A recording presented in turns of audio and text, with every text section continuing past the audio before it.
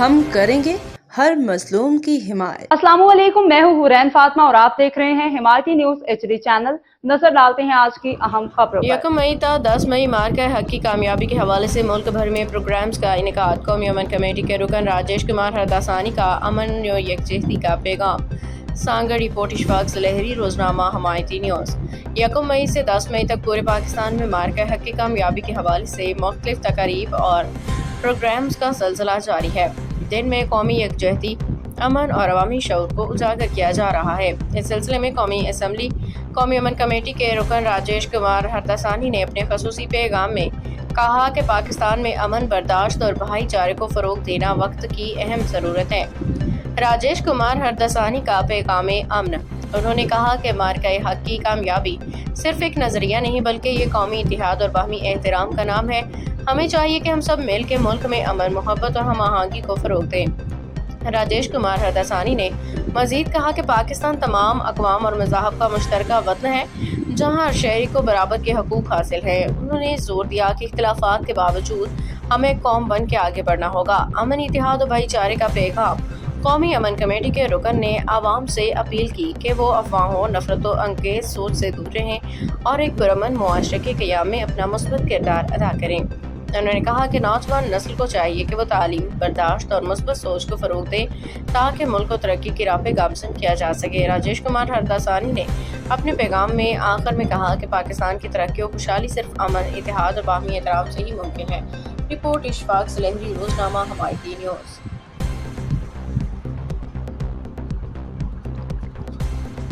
जी, मैं राजेश कुमार हरदासानी, रुकन कौमी पैगाम अमन कमेटी पाकिस्तान। पहले तो हम मार्का हक बुनियादन मरसूस के कामयाब ऑपरेशन पर, हमारी फतह पर हमारे सिपह सालार field marshal general Syed Asim Munir साहब और हमारी पाकिस्तानी अवाम को मुबारकबाद पेश करते हैं और हमारी बहादुर अफवाज को, हमारे हीरोज को हम खिराज तहसीन और सुर्ख सलाम पेश करते हैं। ये जैसे कि इंडिया ने जो एक फ्लैग ऑपरेशन जिसको उन्होंने नाम दिया था पहलगाम का, एक झूठा ऑपरेशन कर पाकिस्तान के ऊपर एक बेबुनियाद झूठे इल्जामात लगाए और फिर उन्होंने ऑपरेशन सिंदूर किया जो 6 और 7 मई 2025 को पाकिस्तान के ऊपर एक उन्होंने जारत की, पाकिस्तान के सिविलियन जो इदारों के ऊपर, हमारे मजहबी इबादतगाहों के ऊपर हमले किए।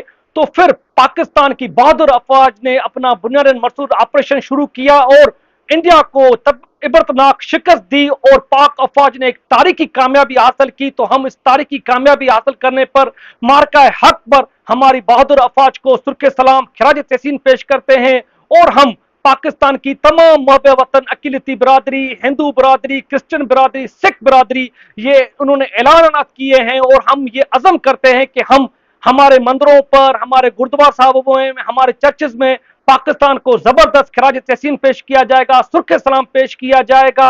और ये जो मार्का हक है, हम समझते हैं ये हम पाकिस्तानी अवाम के लिए हमारी सर का ताज है। ये हमारे लिए एक एजाज है जो सदियों तक पाकिस्तानी अवाम को याद रहेगा। और बुनियादन मरसूस जिसका मकसद ही, जिसका मीनिंग ही ये है कि इत्तेहाद, मजबूती और यकजहती, तो पाकिस्तानी बहादुर अफवाज ने ये करके दिखाया और पाकिस्तान की अवाम, पाकिस्तान की महब वतन, अकीलती बिरादरी हमेशा पाकिस्तान के साथ खड़ी है, पाक अफवाज के साथ शाना बशाना खड़ी है।